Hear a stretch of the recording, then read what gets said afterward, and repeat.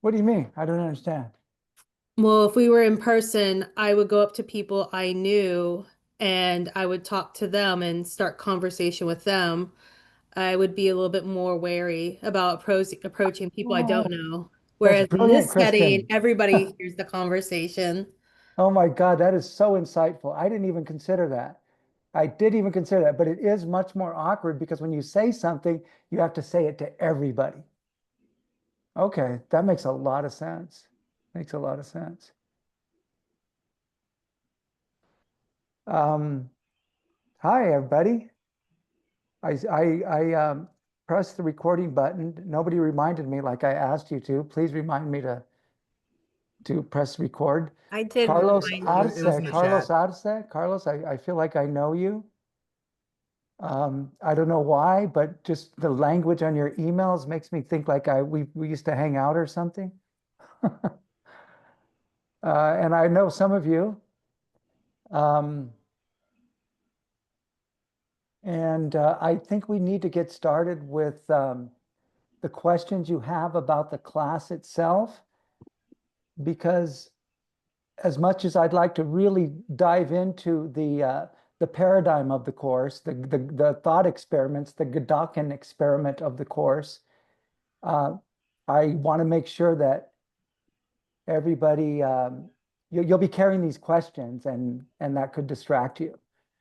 But you're going to get distracted anyway, especially because one of the phenomenons of virtual rooms, of course, is that you can completely zone out, and you can multitask. You can be with your phone doing some things. You can it's very easy to do that. And but even if we were all in the same room, you would lose your you would lose the context of what is being said in the class probably every 2 or 3 minutes. And you would start to go into the default mode network of how your brain thinks, your cognition. And uh, there is a statistic that 98% of what you learn in a class will be forgotten within a month after the class. And I know we don't like to believe that because we believe, oh man, our memory is good. But that the fact is, you will forget mostly everything about this class. Um, you write, um, or everything that we're saying about this class. Excuse me. Um, so to aid in you finding what it is you need in the class, because like any experience, you will pick a few things that are useful to you. But what Alexis picks may be different from what Jennifer picks, right? There'll be some things you'll remember forever, but only because they're things that you need to remember. It has nothing to do with the class, right? It has to do with what you're looking for, your motivations, your goals. Um, and anyway, in order to optimize your ability to focus your goals, we should probably get the nuts and bolts out of the way. That's a very verbose way of saying, um, before we get into it, I want to hear if you have any questions about the mechanics of the class. I know Pat Spencer has a question. Are you there, Pat? Yeah, there you are. Yes, And can her you hear me? question is, can she create her own podcast and actually use that as her internship? That is the final project. Your final project can be a podcast.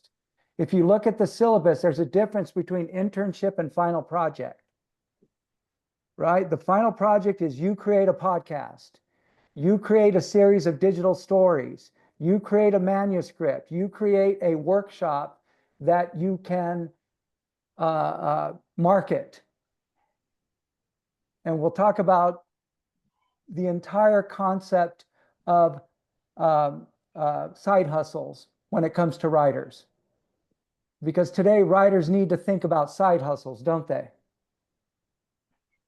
If you're going to make money off writing, you need to create income streams. One of the ways a lot of writers are doing that right now, they are providing online workshops that they advertise on social media. Have you seen these? Okay, and you'll see more and more of them. In fact, you may want to do one of them. You want to be equipped with the ability to create income streams. I'm sorry, what? Did somebody say something? I think somebody was just unmuted when with some feedback. Oh, okay. All right. So we're gonna, your final project is, you'll see on the syllabus, there's a final project, it's 30% of your grade, I don't remember exactly. And then there's the internship, which is also another 30 or so percentage, but they're different. And they're the main emphasis of this class. We're gonna have some lectures and we're gonna be doing some writing board stuff, but the most important thing is to get you to start to create content so that you can survive as a writer, because you can't survive as a writer in the old stereotypical story of publishing a book, having lunch with your agent in New York City, going on a book tour, and then going off to an island to write your next book. That's a myth. That doesn't exist. That is as false as the Schwab's drugstore myth. Right? Where Kathleen Turner, I think it could have been somebody else, Lana Turner, was inside the Schwab's drugstore on Hollywood Boulevard, and she was 16 years old, and she was drinking from a straw, a big soda, and a producer saw her, went like that, and says, "Baby, I'm going to make you a star." She was discovered. I guarantee she was not discovered. She was exploited. And there's a lot of evidence on this. She was incredibly exploited at 16 years old, sexually, emotionally exploited. She wasn't discovered. And that Schwab's drugstore myth exists still for some writers. But it's not real.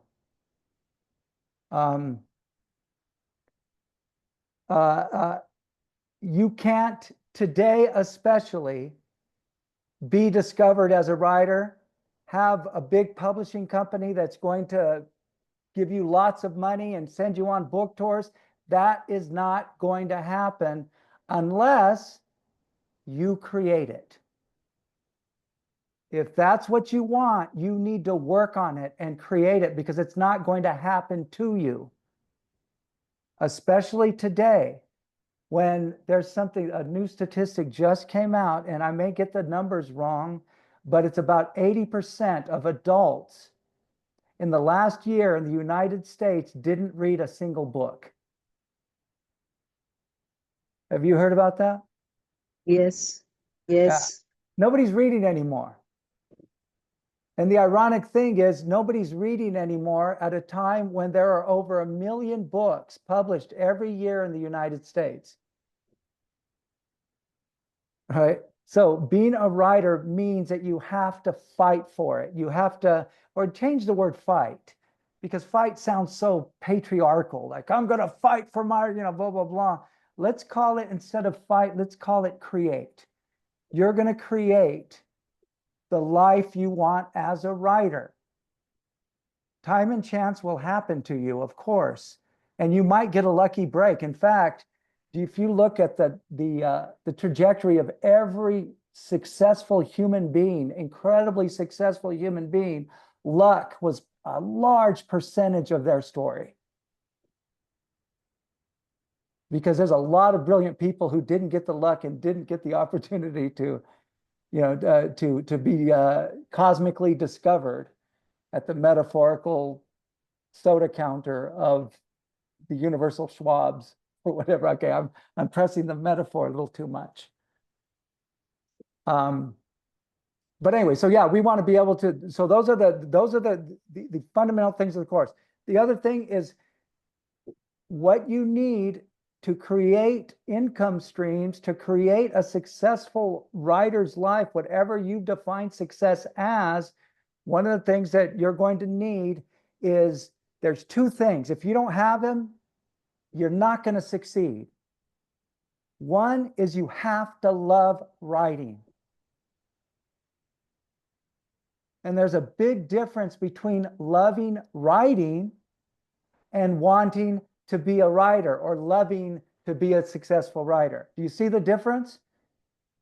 If that's all you want, then go right now to a large language model, have them just create a bunch of slop and put it out there. But that's not why you guys are getting an MFA. You're getting an MFA because you care about good writing. Stephanie, 2 bookstores in my nearest large town just closed down too. What is your nearest large town, Stephanie? You can turn on the microphone just to talk real quick. No? We live near Nacogdoches, Texas. Nacogdoches. Okay, yeah, 2 of them. Yeah. Independent bookstores are like electrons. They pop in and out of existence, and once you look at them, they just kind of disappear and appear somewhere else. It's just it's unpredictable. But you need the love of writing, and you need community. Without these 2 things, there is no such thing as success. Not only for a writer, but for a physicist or any scientist, for a sommelier, for anybody. It doesn't matter if you're going to be successful at, your chosen profession, for lack of a better word. If you're going to be successful, you need to love what you do, and you need to have a community. And that's why it's so weird that you guys didn't talk in an empty virtual room, because there was seemingly no sense of community. And that's okay. I'm not judging you. I would have done the same thing. And I think Kristen had the most practical, Occam's razor, the simplest solution is probably the right one. And she just kind of went to the core of it. Yeah, it's kind of weird. You have to talk to everybody, right? But I bet next week, not next week, but the next time we do this, whoever arrives early will probably start talking to each other, because now we have a stronger sense of community. You need community, and you need to learn how to create and maintain and respect your community, the community that you most care about, whether it's Latinx writers, YA writers, self-published writers, whatever it is you want to do. You need to grow your community. You need to become a voice in your community. You need to contribute. And because you're going to have an MFA, a Master's of Fine Arts, which is a terminal degree, because that's going to carry some cultural weight with it. And with that cultural weight comes responsibility to your community. Does that make sense? So Yes. whatever your community ends up being, you are responsible for teaching and for spreading ideas that will allow our love for writing to endure. Not only endure, but to prosper and to beat the hell out of the AI generated slop that is going to be competing with us for those 20% of readers who might have read 1 book last year. Right? So, in another class, the prof made us independently connect via Zoom with other students as an assignment, and the person who was on that Zoom with me is the only connection I've made in this program. So I'm thankful for the prof to make us do that. That's awesome, Gabby. Where's Gabby? Oh, there you are. Hi, Gabby. Okay, so any questions about the syllabus? Here's the thing. The discussion board is part of your grade. If you look at the syllabus, it'll tell you the exact amount. And I want you to have conversations. However, you can't have conversations with 37 people. You don't have time. So what I want you to do in the next couple of days is go into the discussion board and choose or begin to think about creating a community of 4 people. And start to organically respond to those 4 people. Okay, now what might happen, and if we just kind of look at this, statistically, if we look at what's probably going to happen, mathematically speaking, statistically speaking, is there will be a bunch of people who gravitate towards a particular personality. Is Michelle.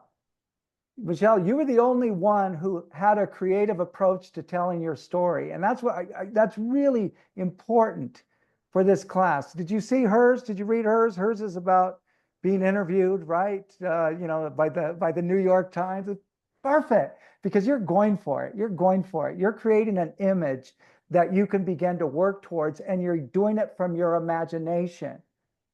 And you need to use your imagination to create the life you want. This is where the linear, structured, I don't want to say patriarchy, but it really does reflect a patriarchy. This is where it comes to where it tells a story that is disrespectful at the least to imagination. Imagination is kids' play. In fact, imagination conjures things that are not imaginative at all, like Frozen, a castle made of ice and all this stuff. But that's not what imagination is. Imagination is your superpower as an artist, as a writer, as a thinker. Imagination is your entrance into the imaginal realms, into the multiverse, into the astral plane, into the 7th heaven, whatever language you want to use, into states of consciousness that override the prefrontal cortex and give you access to the intuition, right? That's your superpower. And Michelle, you're using it. And that's what you need to do. You need to use your imagination and not be so linear in anything we do in this class, right? And remember, but that's not to criticize everybody. Again, it's not a criticism. It's just like when you do the assignment for, imagine that you're in a simulation, be creative. Don't use your prefrontal cortex to write, because if you do, you might as well use ChatGPT, because it will write better than you. Do you understand that statement? What is the prefrontal cortex?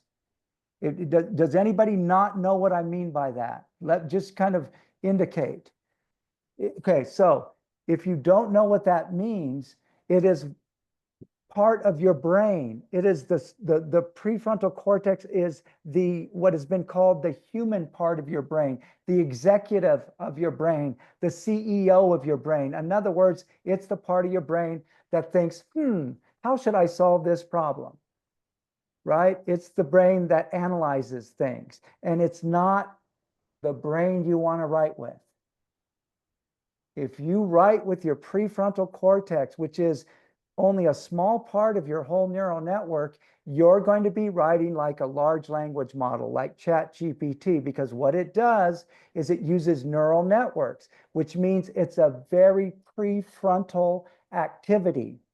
And if you know how large language models work, you know that if you prompt it, I want to write a ghost story, you prompt about people going into a house.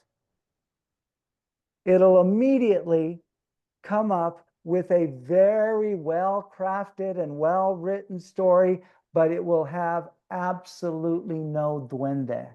It'll have absolutely no corazón. It'll have absolutely no depth, except for those images that it uses that stole from other writers that evoke culturally and biologically, physiologically, a response in us. Right? If we see a spider crawling up our arm, it doesn't matter if ChatGPT wrote it or if a human wrote it, the reader's going to respond viscerally.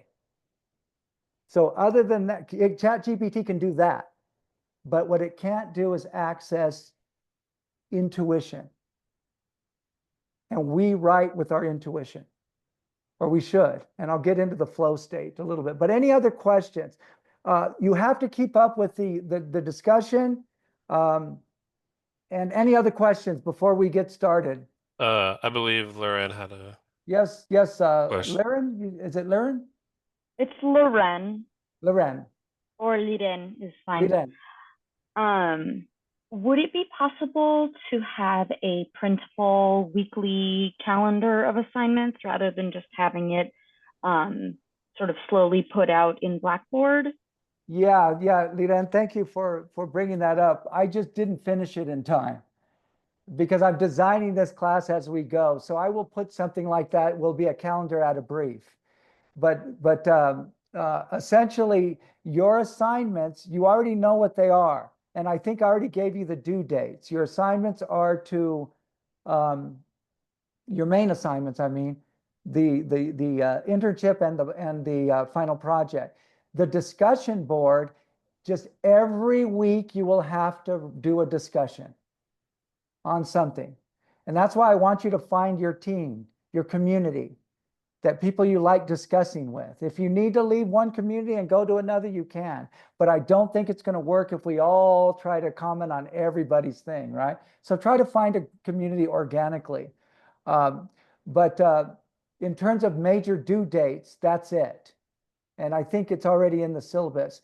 And just know that every week there's going to be a discussion. But I'll do my best to put that together so you can think about the discussion beforehand. But a lot of it will come up based on some of the things that we're doing. Like I'll have you listen to a podcast and I'll ask you to discuss it. But every week there will be a discussion, and every week there will be either a podcast, a video, or something to read. Okay, but yeah, I'll do my best to get that together, Liren. The internship, someone asked about the number of hours. Yeah, I know, that's my fault, Stephanie. It should be 30 hours, my bad.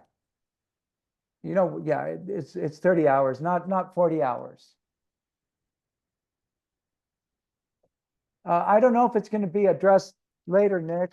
So why don't you go ahead and ask the question? Nick? Oh, there you are.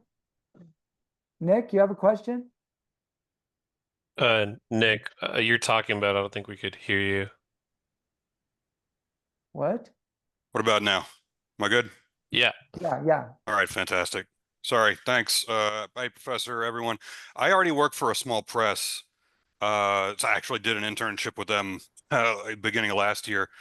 Can I just continue my duties with them as like social media and editing and have my production manager bless off on my hours, or do I need to go find another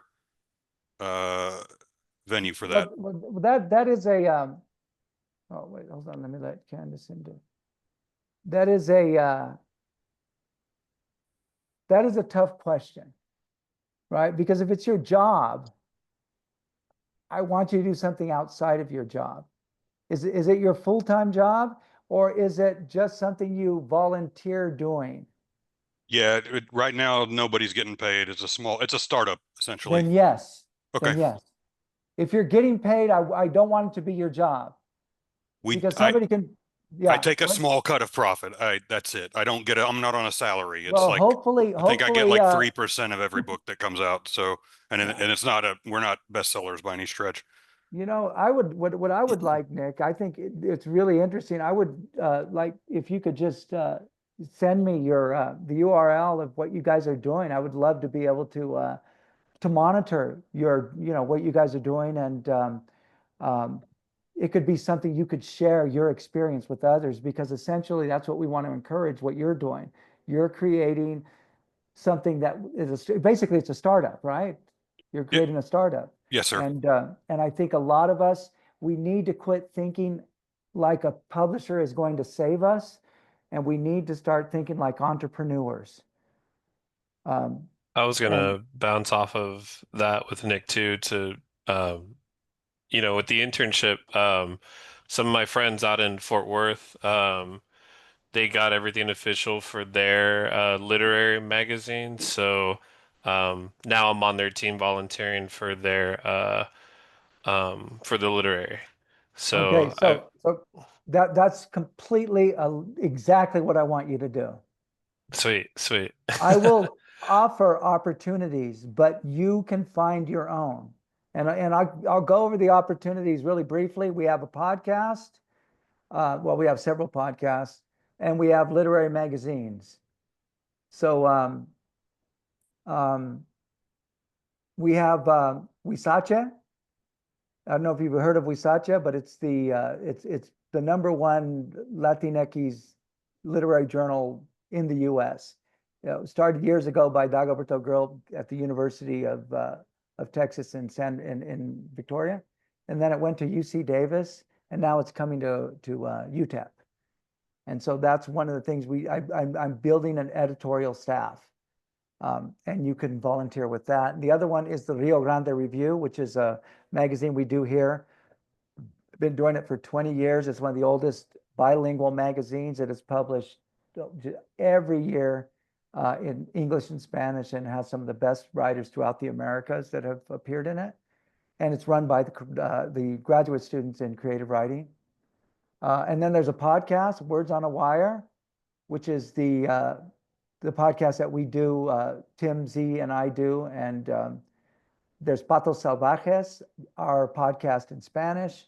And then there's one that's called Technically Literate, and it's for the online MFA community.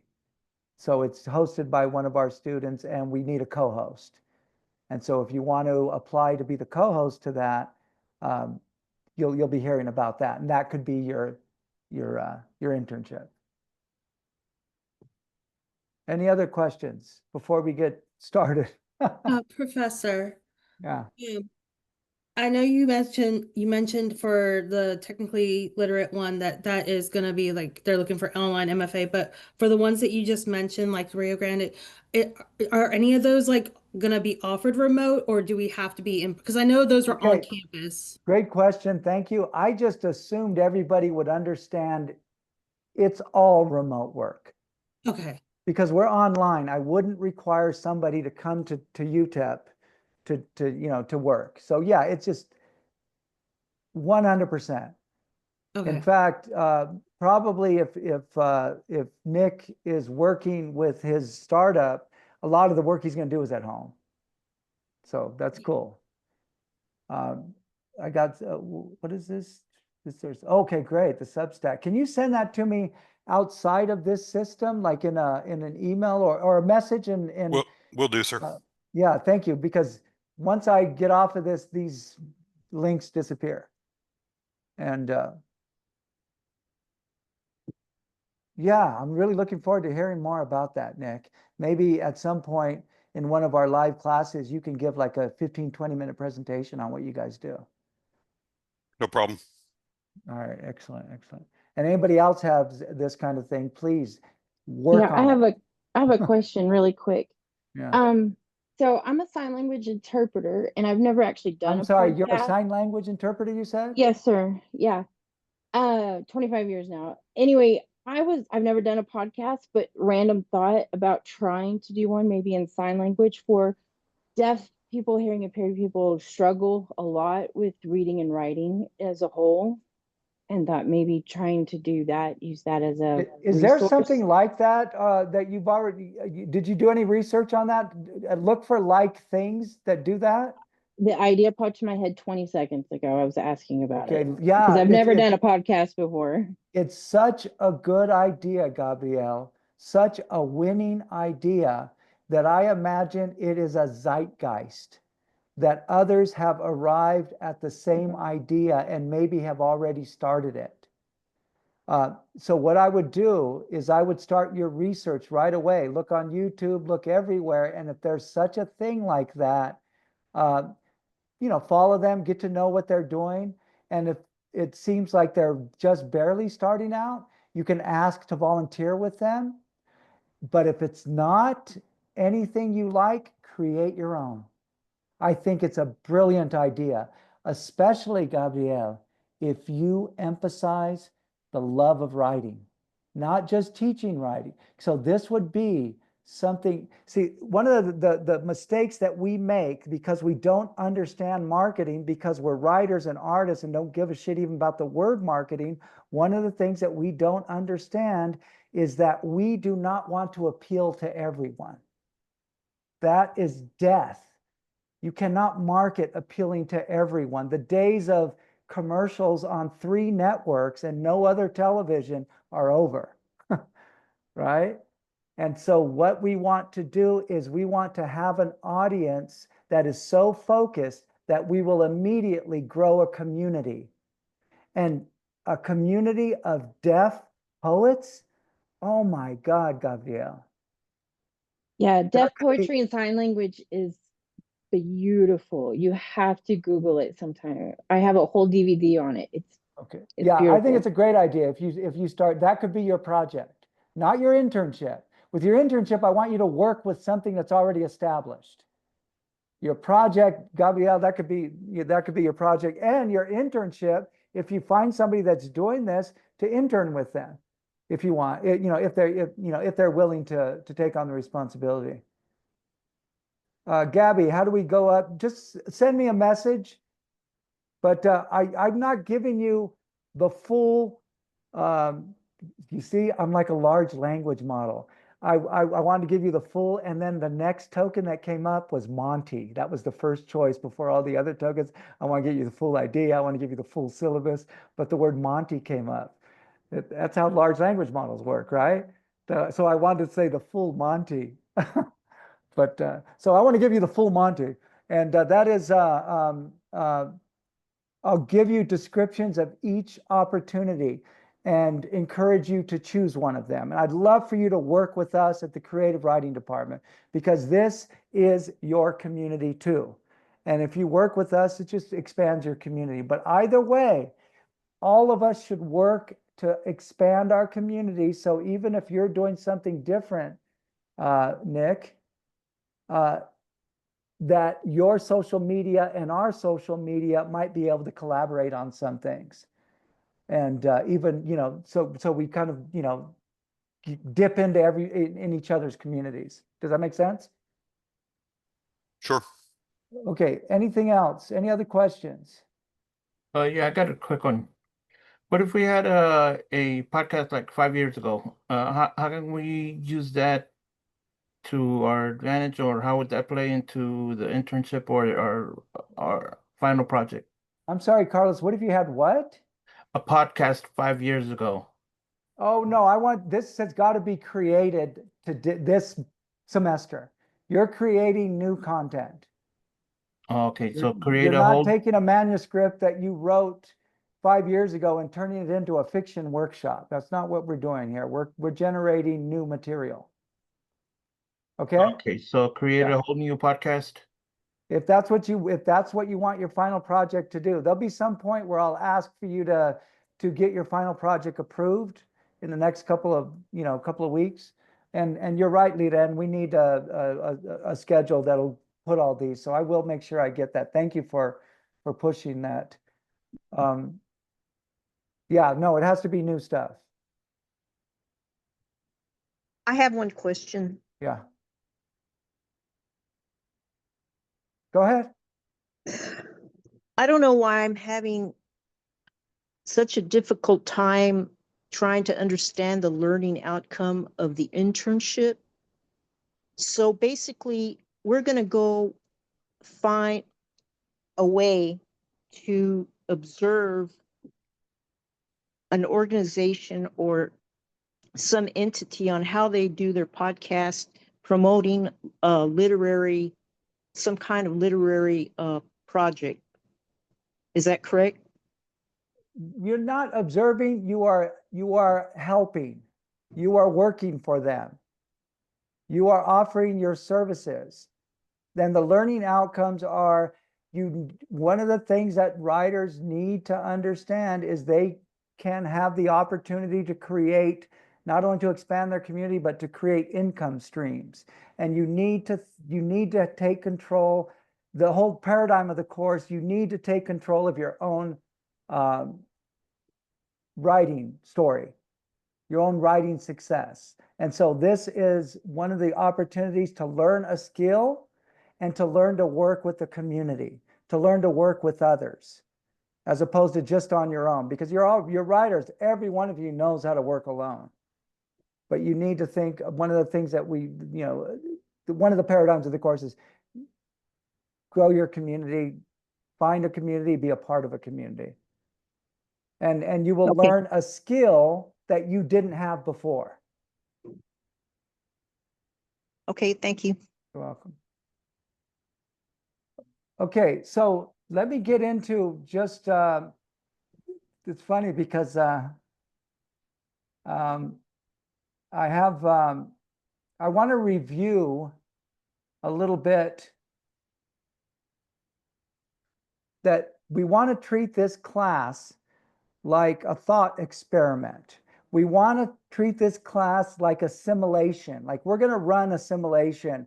If we were to do X, what would the result be? What would, if we were to do this, what's going to happen? Or, what can we create? What would be the outcome? Right? And so one of the things I'm asking you to try to do is to just be able to imagine the idea and the ideas put forth in the first principles that I wrote about in the paradigmic introduction of the class. I didn't even know that word existed until I was looking for a paradigm of the class, but that doesn't sound, but paradigmic introduction. So I had to look it up. It's paradigmic. The paradigm of the class is very clear, but in order for us to create any kind of metaphorical system or paradigm, which is a model, and that's kind of what we're doing. In order for us to create a model, we need to have some foundational principles, some first principles. And this is the case in any kind of system building, whether it's physics, biology, no matter what it is, you have to have some first principles. Right now, the first principles of general relativity are very clearly space and time. Those are the first principles. You have to accept the first principles to go deeper into general relativity. And you don't have to believe in general relativity. You could believe in digital physics.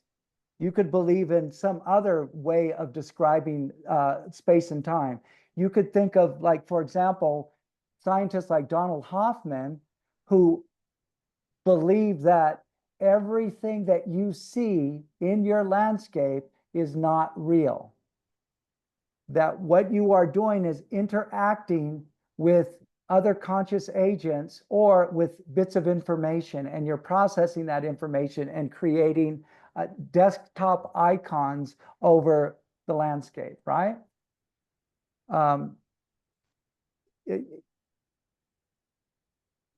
We want to be able to imagine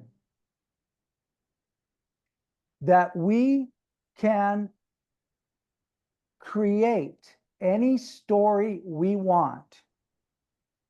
And the focus of this story is your writing career or your writing life. But we need to accept the first principle. So the first principles is that you are a physiological organism, period.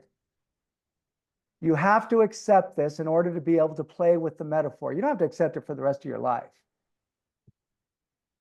And I know that sounds like an obvious thing. Yeah, I'm a physiological organism. Yeah, I know that. But you don't really believe it. You don't really believe you're a physiological organism. You believe that you are a story. You believe that you are Annabella, you are Stephanie, you are Christina. That's what you believe. And the biology is just part of it. And because you are separated from your physiology in terms of how you construct your life and how you make your decisions, because you disconnect that, you don't understand that what you had for lunch today is going to affect how you think in the evening. What you put into your body is going to create it is going to affect your creative choices. Because why? Because you are an organism. I don't care how talented you are. You are a physiological organism. That is the first principle. And on top of that, you begin to build structures of, everywhere from belief systems to the most important structure in your whole life, which is your own story, the story you tell yourself. But you are a physiological organism. Any comments on that? As you are not only a physiological organism, but you are an incredibly complex system. You are so complex that you cannot predict your next thought. You cannot predict the next song that will get stuck in your head. You can't even predict, and I know you're going to fight this. Some of you are going to fight this, but you can't even predict your behavior tomorrow or after this class. You just can't do it. What you do as an organism with a brain, and your brain has 86 billion neurons. What you do is you take action, you do something, and then your prefrontal cortex adds a story later on. This is just standard neuroscience. This isn't me being woo-woo. You add a story as you go, and you are adding a story according to physiological imperatives. And as a complex system, your imperatives start, like any other complex system, with a duality. Every complex system starts with a duality. Zeros and ones, if you're thinking about computation. Good and evil, if you're thinking about religion. Male, female, if you're thinking about gender. True and false, right? We start any system with a duality. But what we don't understand is the duality is just a way to begin to build the structure upon the system. It is not real. There are no dualities. There's only wholeness. And this may sound woo-woo, but it's not. We know that there are no true dualities. But it's a way for us to build a metaphorical system. So the first duality is, in your physiological organism, you have two imperatives. And these imperatives were called by the patriarchal scientists of evolutionary theory, they called it survival and procreation, which we need to reject. Not the science is there, but to call it survival and procreation is a very structured male way of thinking about reality. Survival is, right? Yeah. Procreation means sex. Come on, really?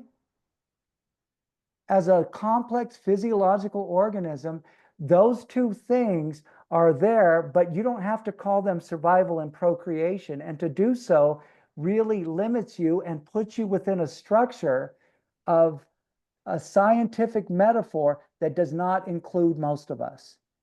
And right now, I'll be very clear to you. I think science is one of the most amazing, many science, metaphorical structures by which we can understand reality, but it's not reality. And it is not free of cultural bias. And that's why you don't see too many women physicists. There are some, but you don't see too many, because women have always in physics department been alienated and pushed out. And their intuitions, and let's face it, intuition is what leads us to truth. Einstein intuitively thought about light, the speed of light. He intuitively thought about gravity, right? But the intuition has been rejected when it comes from non-privileged patriarchs. And I don't mean this to be like, I'm trying to be cool, down with the patriarchy. It's just true. Women were kicked out of sciences. Women were kicked out of just about everything. So to say that our physiological imperatives, our basic code is survival and procreation is ridiculous. There is even some neuroscientists will tell you that our brain is created for the 4 Fs. Do you know what the 4 Fs are? Do you know what the 4 Fs are in neuroscience? Our brain responds to stimuli in the environment, that is the landscape that we interact with, that is reality, in ways, 4 ways that begin with the F. Fight, flight, flee, fight, flight, feed. Can I eat it? Right? We're walking through the landscape. Oh, there's something. There's a creature. Can I eat it? Can I kill it? Can I fight it? Fight. Do I flee? Do I do I feed on it?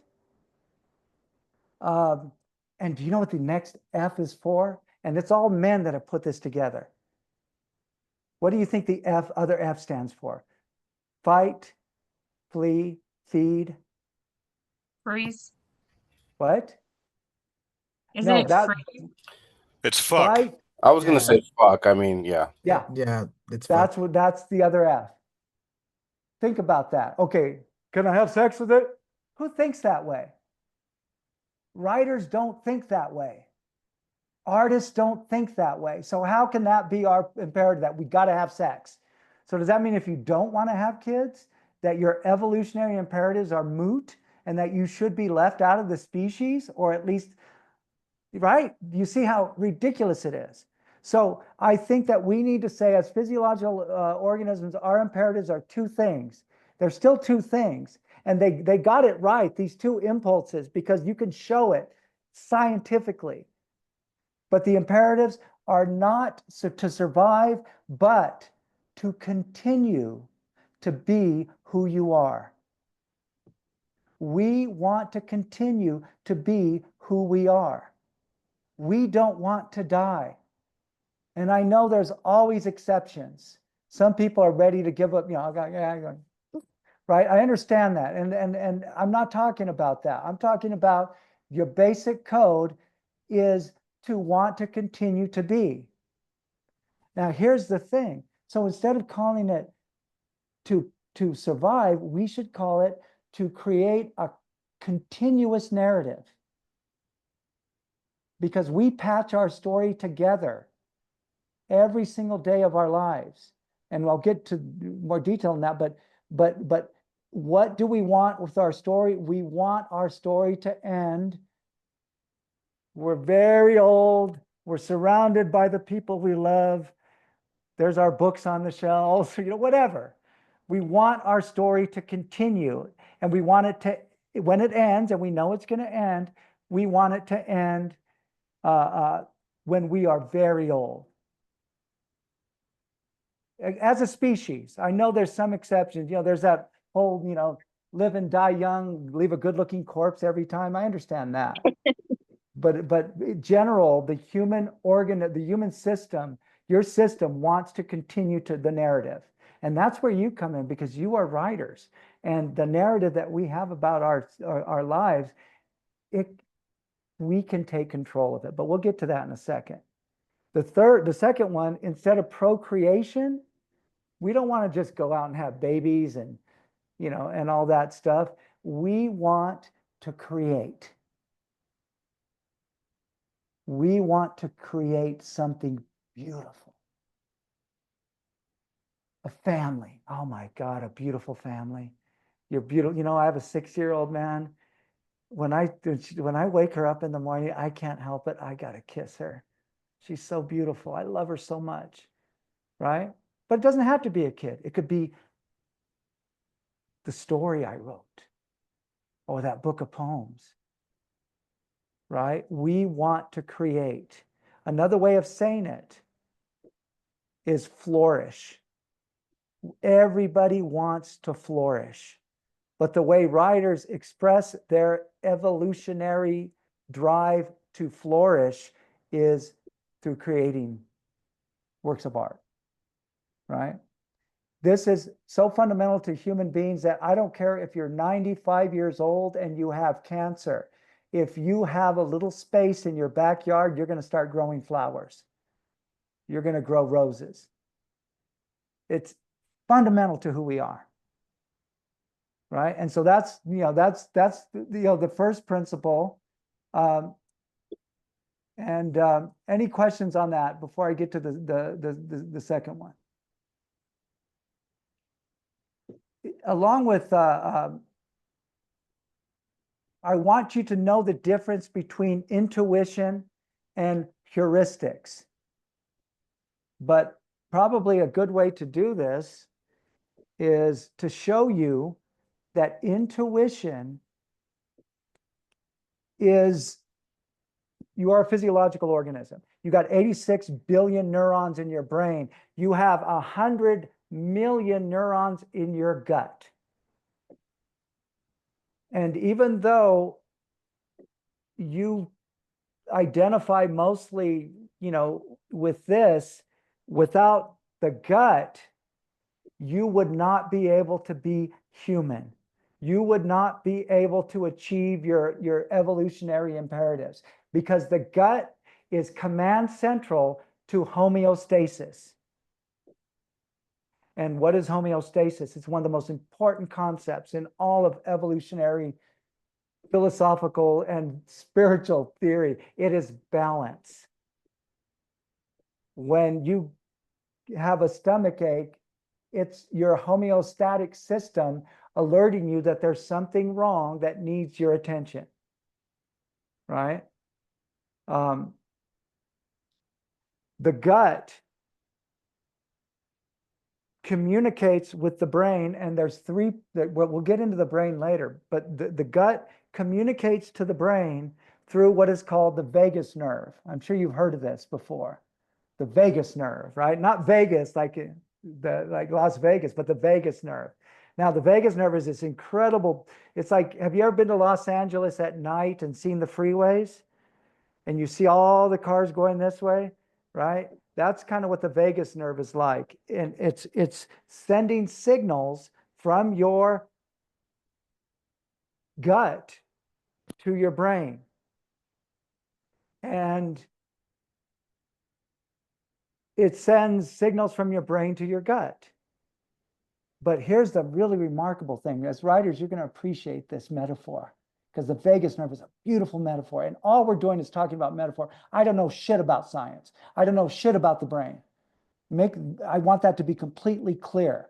All I know is the metaphors are amazing. And if we can use the metaphors to help us achieve what we want from our organism, then let's use the hell out of them, right? But the beautiful metaphor is the vagus nerve, like that freeway in LA. If you see it at a certain time of day, all the traffic is going one way, and there's sparser traffic the other way, right? Can you picture that? The vagus nerve, 80% of the signaling goes from the gut to the brain. Only 20% goes from the brain to the gut, which means what?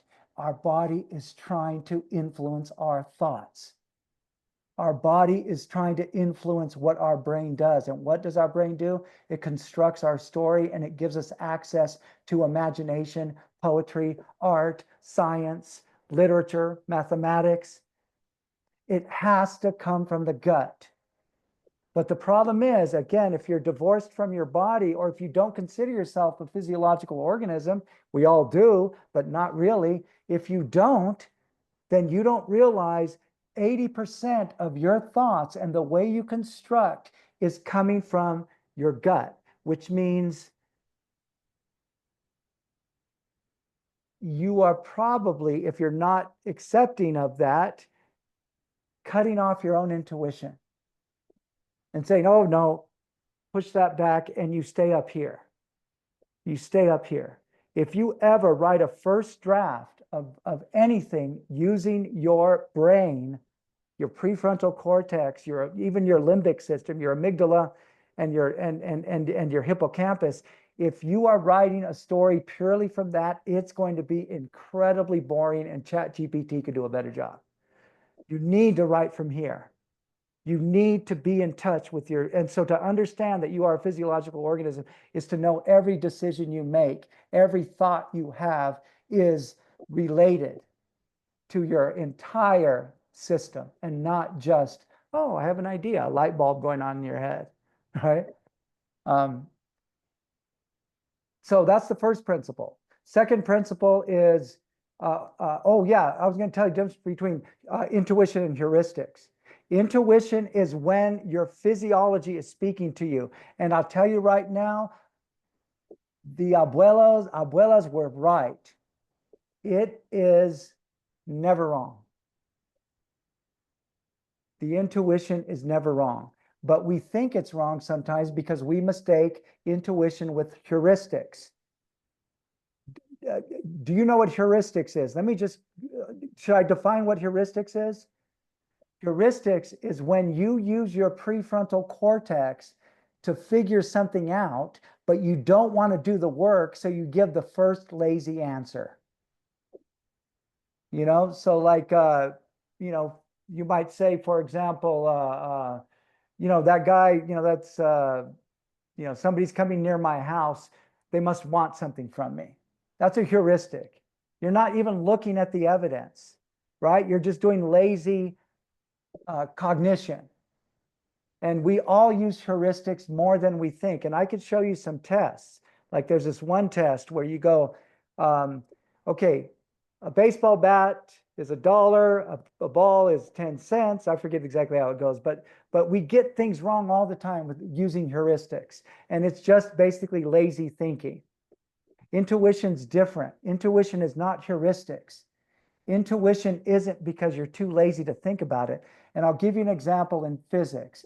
A lot of physicists like to say, and they're mostly men that say this, that physics is non-intuitive. And the example they use is Galileo dropping 2 items of equal weight off the Tower of Pisa. Have you heard of this metaphor in science? It's really a beautiful metaphor. So he climbs to the Tower of Pisa. He has a rock in one hand and maybe, oh, I don't know, say, or a big rock in one hand and a little rock in the other hand. This one weighs a lot more. And he drops them from the Tower of Pisa. And he predicted mathematically, because he reasoned it out, that they would fall and hit the ground at the exact same time. Nobody believed it before Galileo. Nobody. And they never tested it because he was right. A heavy rock and a light rock will hit the ground at exactly the same time. And he found the equation that justified it. And so what physicists will tell you is, oh, you know, your intuition was wrong. But it's not intuition, that's heuristics. You're too lazy to do the math. If somebody says, hey, if I do this and that, you know, I drop, you know, of course you're going to pick the heavy thing because you're not thinking it out. You're thinking, oh, well, that's heavier, so right? That's not intuition. Intuition comes from the gut, and intuition is never wrong. And intuition, your interpretation of intuition can be wrong, by the way. Keep that in mind. But your intuition is not wrong. And what we need to do as writers is to be able to distinguish between intuition and heuristics. We need to be able to distinguish between imagination and prefabricated narratives that our prefrontal cortex is regurgitating like ChatGPT. And I'll give you another example. Remember that your prompt ChatGPT, write a ghost story for me about people spending the night in the house, right? ChatGPT will say they probably use some bad adjective. They quietly or, carefully entered the house at midnight, opening the creaking door, right? And so ChatGPT goes, and then there's going to be about 100 possible tokens, words that ChatGPT could use for the next line. And it might be carefully. And then another token, right? That's what happens when you write from your prefrontal cortex. When you're writing that way, you are not in the zone. You are not in flow. You are not in the writer's high. You are doing hard work that isn't going to produce it's not going to produce anything other than what ChatGPT can produce, because it's only neural networks. It's only tokens. But if you're writing, you want a ghost story about people spending the night in the house, you're not ChatGPT. And yesterday, you drank 3 drinks of 3 martinis, 3 vodka martinis, and you're writing the next day. And because you're young, you don't really feel it. And you think you're okay, and you start to write, and you probably are okay if you're young, because fuck it, man, I drank a lot of vodka when I was young. But right, so I'm not judging, right? So you're doing that. Vodka is going to affect you in a certain way, and it might affect you in a way that reduces some of your energy. And so even if you do get into the flow, you're like writing, and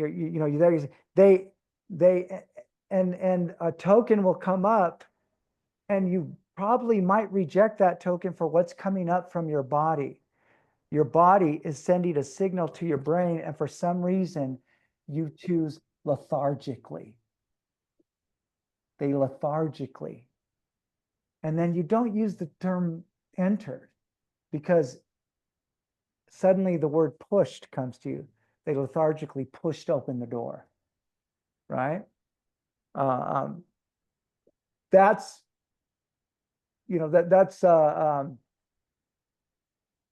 intuition. And you can only get to intuition when you're writing if you reach a state of flow. If you reach, I like to call it the writer's high. If you reach a state of flow, that's the moment when you're writing and time disappears, right? This happens to everybody. If it hasn't happened to you yet, that would be weird. And when you're writing, and then you just forget you're writing, right? You just forget you're writing. And then suddenly you look and 2 hours has passed, right? That flow state, what it does, and there is a book that you guys can read on this. It's called, I recommend everybody read this. This is called Flow, and it's the most, it's the fundamental textbook that talks about flow on a biological, neurological level. Flow, can you see it? It's by,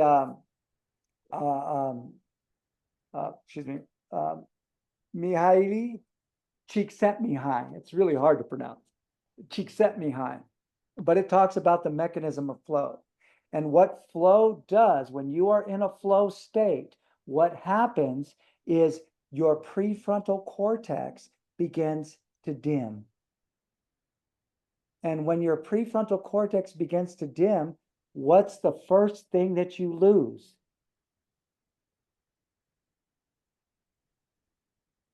Your sense of self.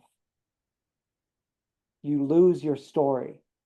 You forget that you're a writer who wants to write something cool. You forget that you have to, be somewhere in an hour, and so hopefully you'll have a good writing. You forget all that. The flow state overrides your prefrontal cortex and gives you access to intuition. But not only that, it gives you access to the multiverse. You cannot enter flow and go into the multiverse. So what do I mean by the multiverse? I mean, we're going to read for next week an essay by Henri Corbin, a French philosopher who studied Eastern mysticism. And he came up with this concept of the mundus imaginalis, the imaginary realm, the imaginal world. Not the world of imagination, not the Harry Potter Disney world, but the world where you could be entering into it and see Einstein as a 16-year-old boy chasing the speed of light. That world, the abstract world. And his argument, and we know this is true, we know it fundamentally, his argument is that that world is as real as the one that we live in. Both worlds are assimilation, both of them. We simulate this world through how we process sensory information, and we simulate the other world by how we enter into it with our imagination without dragging our story with us. Because if we entered in that realm and we carried our story with us, we would be kicked out immediately. Immediately. It would be like, you don't belong here. You're not a real writer, almost, right? And here's the cool thing. When you enter into this world, it is a world that is real, but it is outside of space-time. And it has different laws of physics. When you enter into that world, you encounter other thinkers who have entered into the same world. And you communicate with them. I don't know how many times I have entered into a world and I've run into my literary antepasados. Happens all the time. And you could talk to them too. I know that sounds woo-woo, but it's not. That abstract world exists out of what we consider space-time. And I understand that general relativity is the predominant metaphor for all of reality, but there are competing metaphors. There's digital physics. There's biocentrism. There's panpsychism, right? There are so many other ways of seeing reality other than general relativity. And don't get me wrong, general relativity has given us amazing tools to play with. Same with quantum mechanics. But it's not the only metaphor. But I guarantee when Richard Feynman began to create imaginary numbers so he could describe the quantum world, he was in an abstract space and he wasn't carrying his own story. He was in flow. And when Toni Morrison wrote Beloved, I guarantee she wasn't carrying Toni Morrison into it. She was entering into it and almost, in a way, transcribing what she saw.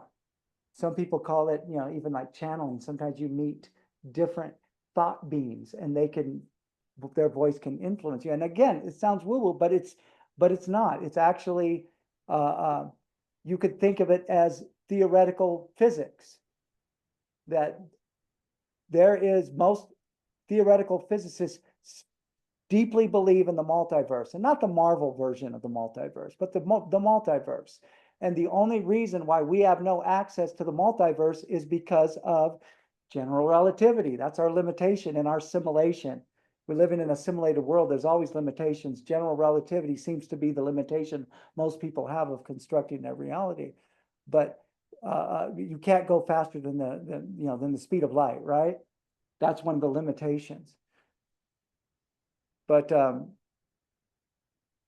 when we enter into the imaginal realms,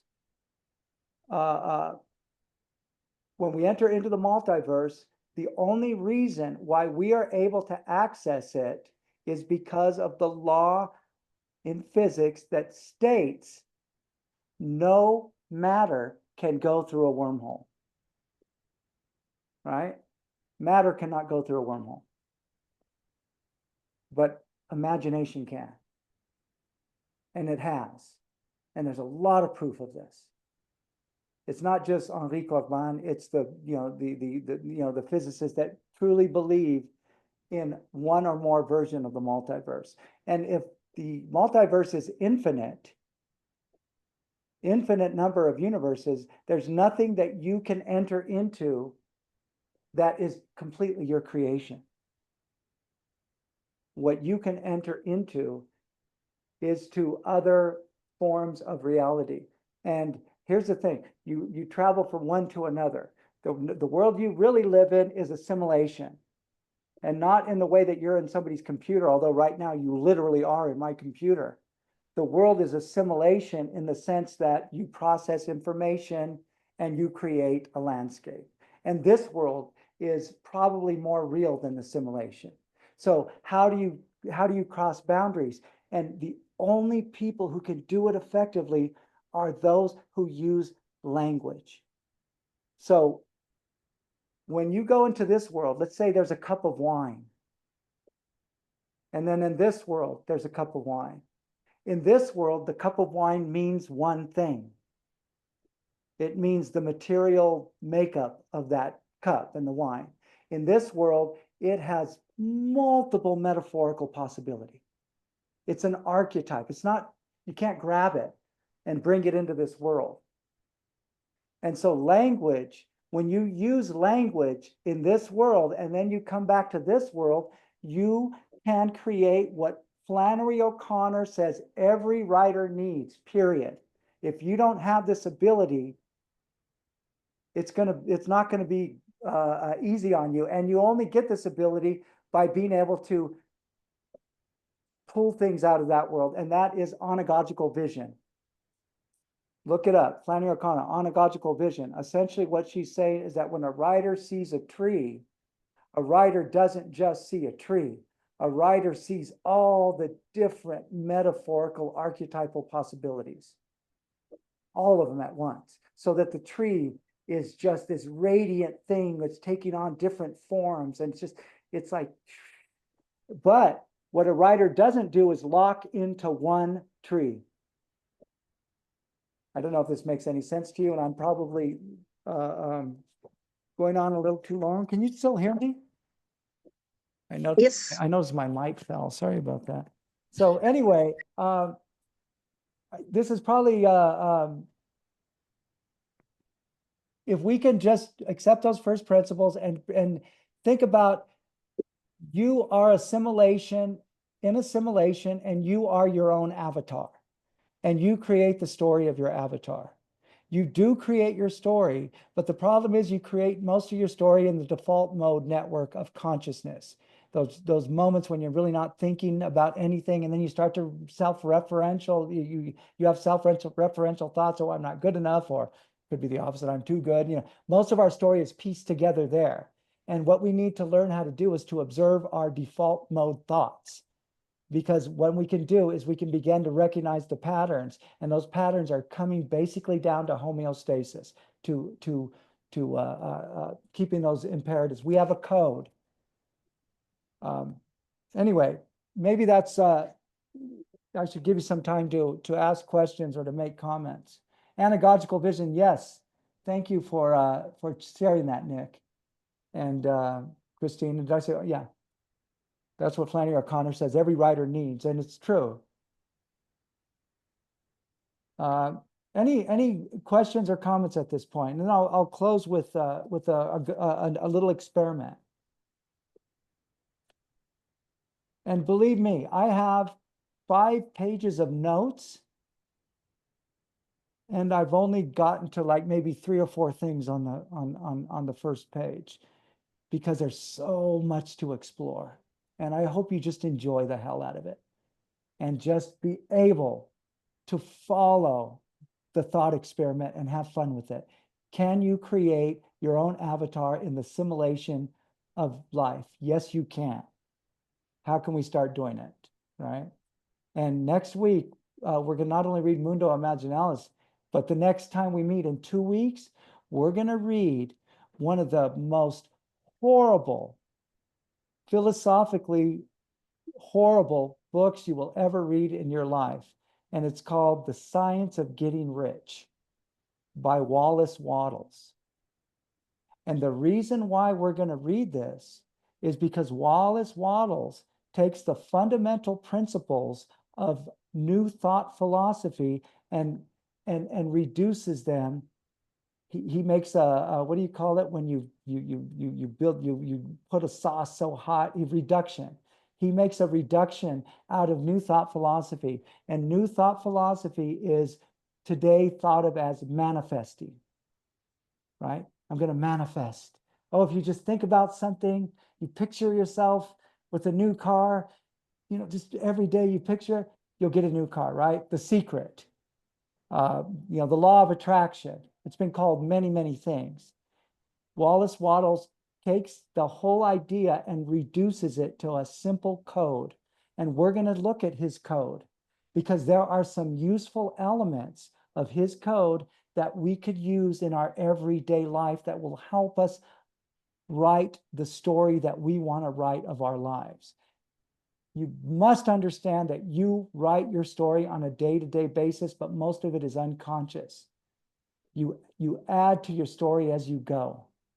Why? Because you're not aware of it, and thank God, because we probably wouldn't be able to survive, but you're not aware that you're an organism. You really believe that you're a person that has a story, and that story has continuity, but it doesn't.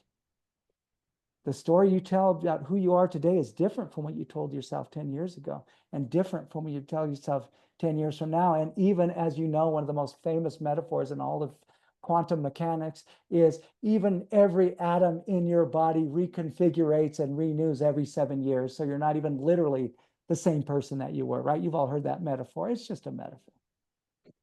Everything's just a metaphor. And that's why we're so good at it, because we're writers and we love playing with metaphors. But you write your own story, and we want to be able to try to do that. So in your simulation etude, think about, okay, if I were my own avatar in a simulation, a simulated universe, what would the story be like? And would there be any communication with the simulator? Right? Right now, there's an avatar in Grand Theft Auto is controlled by somebody outside the simulation.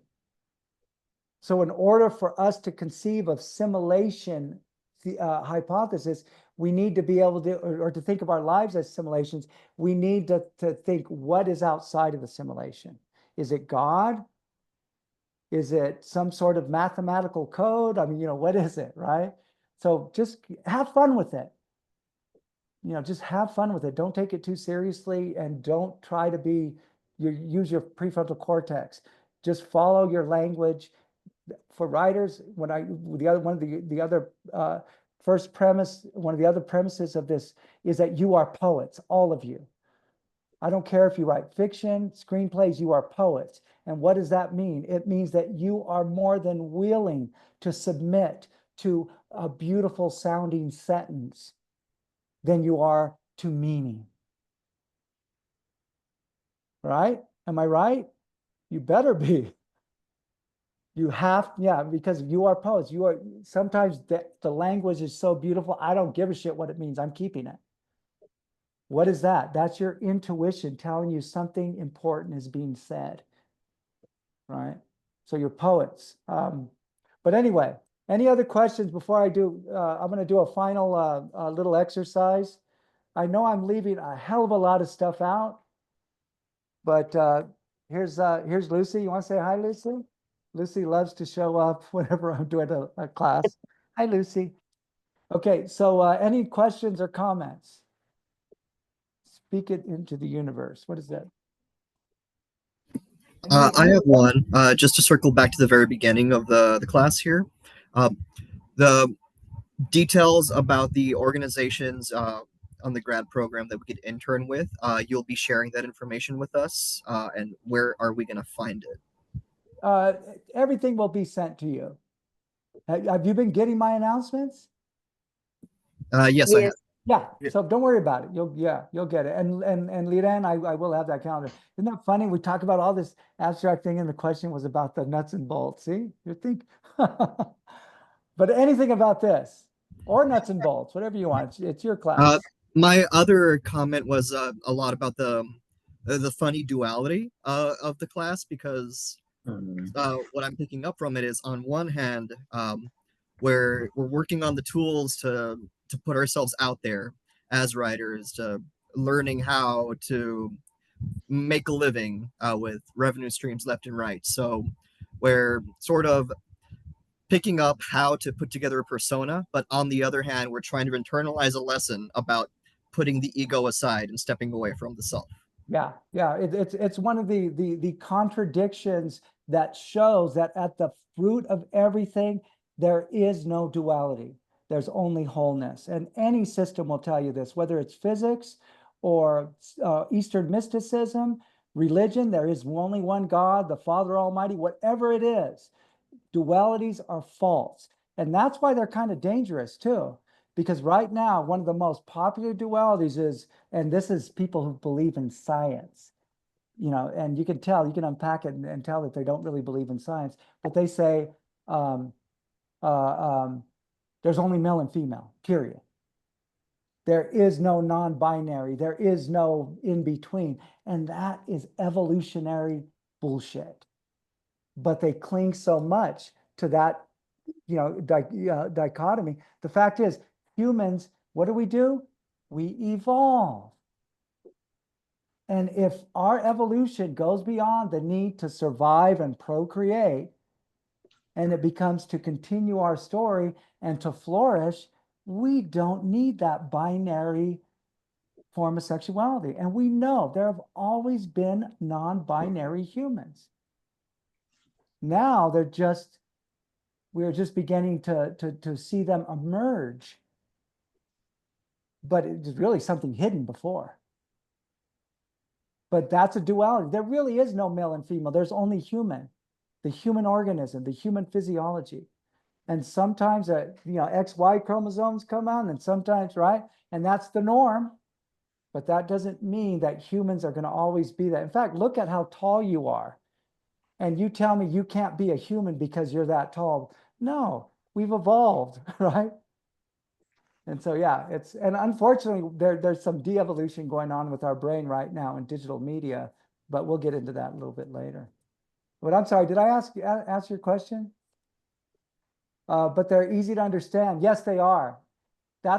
In fact, not only are they easy to understand, Stephanie, they're necessary to understand and build a complex system. You cannot understand any system without a duality to build on. Right? And the first duality for simulation theory is zeros and ones.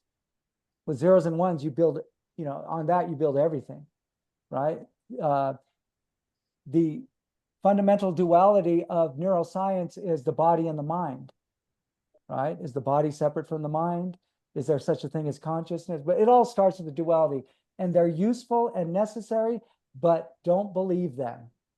Just use them as a springboard within which you can begin to speak about your system.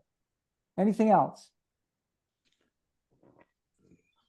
Hey, the assignment we have that's due on Friday, we're living in the computer program and also being in charge of the computer. Is there a length requirement for that? If there's a length requirement, it will say. You Okay. just do whatever you want. If Okay. it's a paragraph, it's a paragraph. If it's 10 pages, it's 10 pages. But believe me, if there's a requirement, it will be on the syllabus. Understood. And if you catch me requiring something that's not on the syllabus, call me on it.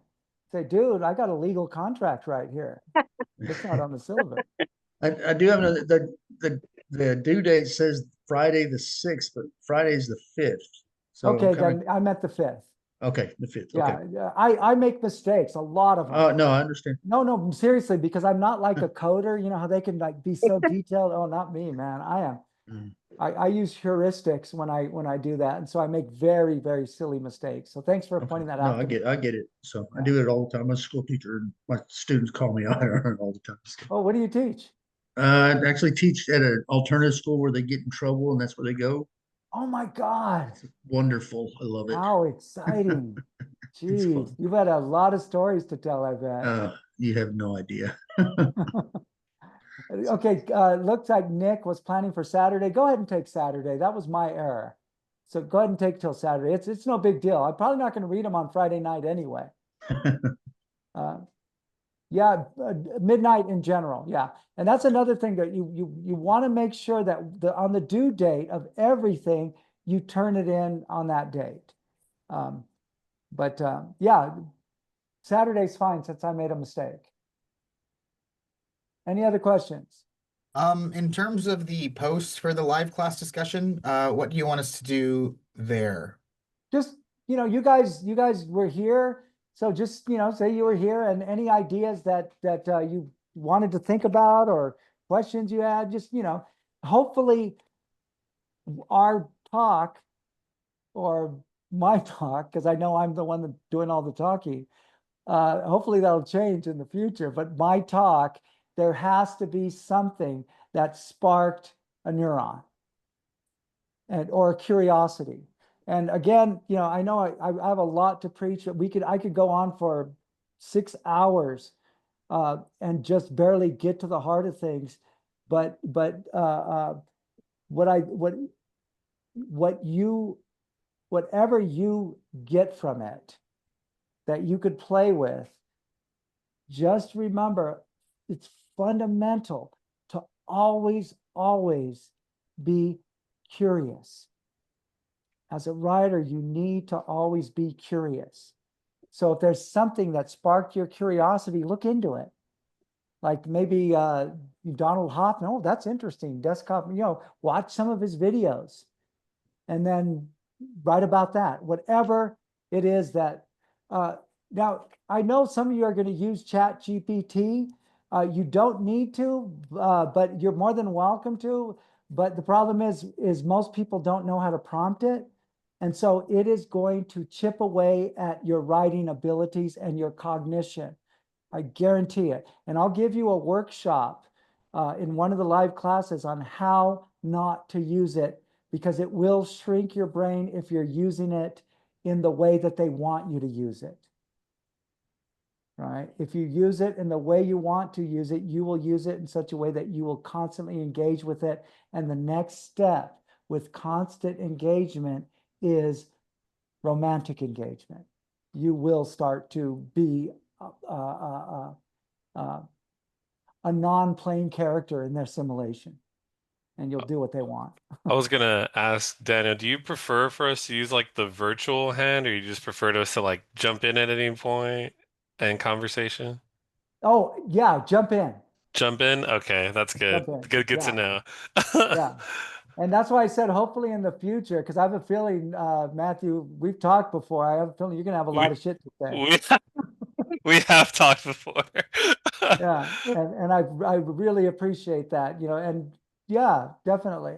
But be curious about these ideas, because everything I'm telling you really is, it's not woo-woo at all, but it's how do you use your code, your physiological code, to enter into the writer's high, to enter into flow as often as you can.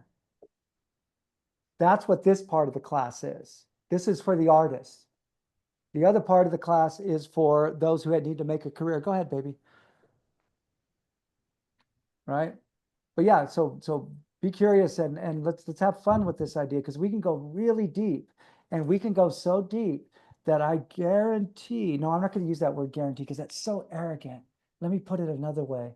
I predict that you will be able to filter sensory information in such a way that you live in a world that is rich with opportunities to advance your story. That's all there is to it. Okay. I know that sounds weird, but it's true. So have fun with it. You don't have to carry this. And even if there's just one thing, right? It's like the Talmudic saying. This is a really important saying. In the Talmud, it says, a walk in your field every day and you find a coin.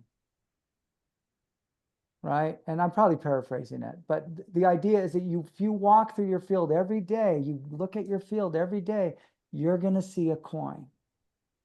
You walk through life every day and you're going to see a coin. And that coin is going to be something that you're going to be able to use later on to enhance your story. It's like the hero's journey. You are given certain sigils, certain magical things that you collect along the way and that you use. That's what cognition is like, because when you enter into deep cognitive thought, you are entering into a world of archetype.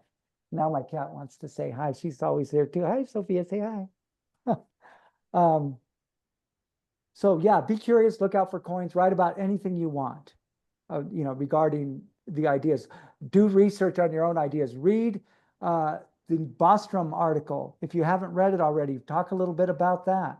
It's a really important article because he's essentially showing that the mathematical probability is that you are living in a simulation. And you are, let's face it, you are. But it's just not on some kid's computer. It's on a larger exchange and processing of data and information. Digital physics. None of it is real. But, obviously you're a physiological organism. So if you take your organism and you put it in front of a speeding train, you're going to die. That is real. So it's not, yeah. Anyway, anything else? Okay. There are means of scaffolding intuition. I am going to show you a way that you can scaffold your intuition. And I'm going to do it with a deck of tarot cards. Now, these tarot cards are not magic. They might be to some people, and God bless them. To them, it's magic, and that's okay, because as long as they're not saying that I could read the tarot cards and tell the future, it's okay. Let them believe it, right? All divination systems are ways that we can scaffold our intuition. And this is one of the most effective ways. You don't have to use it, but we're going to scaffold our intuition. I'm going to do 3 cards. The first card is going to represent our collective desire, our collective personality in this class, what it is collectively that we may want and that we may seek collectively. The second card will be what you as an individual seek. And so only you can read that one. And the third card will be the potential of what you can get out of this experience. And this is not divination. This is a way for us to scaffold what we think intuitively. And remember, there's a difference between intuition and heuristics. The heuristics would be, I don't want to get anything out of it. Or I just want to be a good writer. That's all. I'm taking it because I have to. That's heuristics. That's not very, so we want to scaffold our intuition. Okay, so you ready for the first card? And I'm using the Rider-Smith deck. And I use the term Smith because she's really the one responsible for creating the phenomenon of these cards, but she was left out of the title for almost 100 years. They called it the Rider-Waite deck. Left her out completely. She's the one that drew everything. So we'll call it the Rider-Smith deck. So first card, ready? This is our collective desire. Can you see it? There it is. Oh, sorry. What is it? I can't see it. Page of Wands. Page of Wands. Okay, so look at that close. That's our collective desire. All right. And this is our individual desire.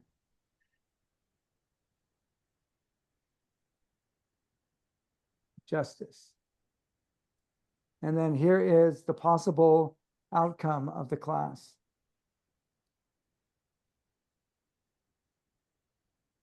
Seven of Cups. So, Did you rig this, Professor? Those are the same three cards that came up last semester. are you serious? I'm kidding. Yeah. Yeah, I think two of them fuck. are the same. That would blow me away if that were true. Do you know? At least two of them are the same. The Seven of Cups and the Are you Ace of serious? Wands. Page of See? Wands, I think. And here's That's the thing. true. Here's the thing, man. When you play with your intuition, coincidence happens. There's a poet named Robert Graves, and he studied the occult, right? And he said that coincidence becomes a habit. And that's true when you're focused on something. I had no idea. My memory doesn't work that Did you well. shuffle those cards right, Daniel? Or... Yes, Nice. it's in fact this summer. Anyway, no, completely random. And that was what, over a year ago? Yeah, so these cards have been used a lot. I even did a Spring. workshop on tarot in Spain when I was there this summer. But Prince of Wands. So you can look at that, look it up what it means. I would write these down. So if you want to look at them later, then they'll just help you scaffold your intuition. But immediately, what does that say to you of the collective desire of this class? What is Wands? Wands is one of the four elements, right? After a duality, there's usually three, and on three, there's a four. And there's a lot of fours in every system. There's the states of matter in physics. There's the four elements. There's the four directions. Wand is one of the four. And in terms of the elements, it represents what? Fire. Fire is what? Your burning desire. And so what is the Page of Wands doing here? Look at it very closely. What is the Page of Wands doing here? I mean, look how focused and in love with his own desire. Right? And what is his desire? Well, he's the Page of Wands. He is the one that serves desire. I wonder if this speaks to some sort of collective thing where we as artists are in love with our desire. We want to take care of it. We don't want to be a king of wands. We want to just curate it and take care of it. What other interpretations? I'll play with that. Okay, so this is your individual wants. And this one makes a lot of sense to me. It's justice. Look at who's sitting at that. Look very closely at the details. And the reason why this is a good way to scaffold intuition is because the images that Smith, the woman who was left out of even the name of the deck of cards for 100 years, this is how she is creating archetypes. She's using color. Everything has, for her and for a tradition of occultism, some sort of meaning. The Rider Smith deck was one of the first decks that was not originally created as playing cards, like the Marseille deck or the other decks. Those were originally for playing games. This is originally for divination. But look at that justice. What do you suppose you want? This is you.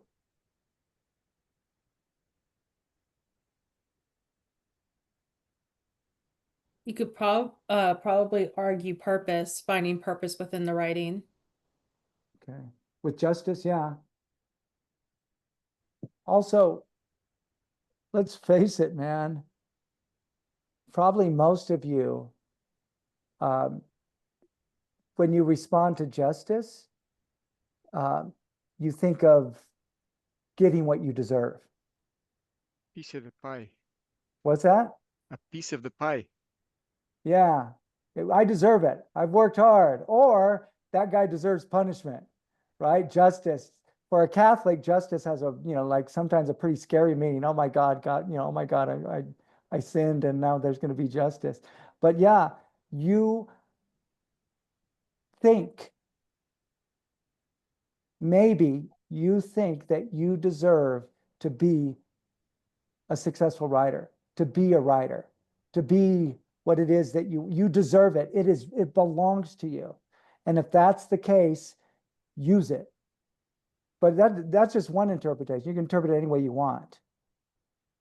And then the final one, where's the final? Oh, this one's beautiful. Is this one of the ones that you said we had last time? Who said that? I think so. I'm pretty sure it is, yeah. The Seven of Cups. Look at that. What are cups in terms of the elements? Water. Water. What is water? Flow. What is flow? What is, right? Water is tends to be actually affiliated with feelings, intuition. Yeah. What else? Because remember, there's no right answer. There's no one answer. And that's how, some people, like when they fall in love with duality, they also fall in love with one interpretation of something. But yeah, it means that, but it means more as well. It means anything you want. Yeah, go ahead, Kevin. Yeah, I mean, it's like the silhouette up front is kind of peering at all these cups, and to me that means like making a choice, right? All the different avenues that this course offers in terms of what internships look like, right? Which avenue, which pathway are we going to choose to kind of build that community of writers? Yeah, yeah. Cups, water also represents spirit. It also represents creativity. It represents flow, right? And this guy is sitting there, and every cup is a jewel. Every cup is valuable.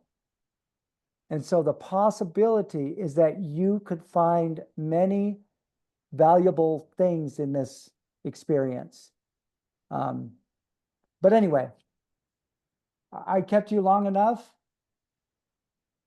If you have any more questions, it's just a way, again, to scaffold your intuition. What do you want from this class? And then how do you get it? Any questions before we say goodnight? My battery is low, and so I'm probably going to die in this particular simulation. My avatar is about to die. Any other questions?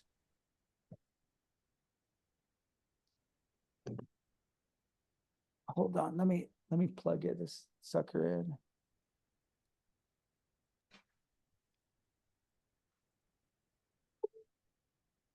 Okay. Any other questions before we go, or comments? None here. Okay. Well, if you're too embarrassed to say anything, you want to send me a message through Blackboard, feel free to do so, or to write on the. I'm really interested in hearing if what coin you might have found in the field, walking through the field, and what you might be able to use, what you're curious about. Or is the whole thing just like I'm just mind blown. together? I hope it comes together by the end of this experience. It was a great class. Thank you. Rafa, one last question. If we want to get in touch with you about interning with either your podcast or the literary magazine, should we do that on Blackboard, or should we email you directly? Don't ever email me. Okay. I'm not going to read your emails. Okay. Only message me through Blackboard. Okay. Because one of the things that is we're moving away from the professors don't answer emails anymore. Have you noticed that? Especially certain professors whose names I won't mention. But no, message me. But I will put it up by next week, the options I give, and then a discussion or a description of how you submit your own proposal. Okay. Thank you. Anything else? What's required for the internship? Is like participation in the podcast or assisting the podcaster? It's in the syllabus, and I'll give you a very I'll next week I'll put something out that I'll tell you, but it's basically working 30 hours with an organization, a community. It's different from your final project, which could be a podcast, or it could be, a series of digital stories, which we'll get into in one of the, we'll get into that too, how to make a digital story, give you some examples and stuff like that. So remember, there's a difference between your internship, which is to expand your community, work with the community, an established literary concern, and your final project was something you create entirely on your own. If you want to create a podcast as your final thing, you can do that. But that's not the same as interning with a podcaster. In fact, if you were going to do a podcast, I would suggest that you intern with a podcaster. So that way your internship will feed into what you create. And I'm hoping some of you will intern with Words on a Wire, which is the department podcast in creative writing. We have 3 of them, like I said. But I'll give you a list next week, okay? Okay, thank you. Anything else? No, sir. All right then. All right. You guys sleep well. Thank you. Thank you. Good night. Thank you. Thank you, Thank Professor. you. Thank you. Thank you. Thank you.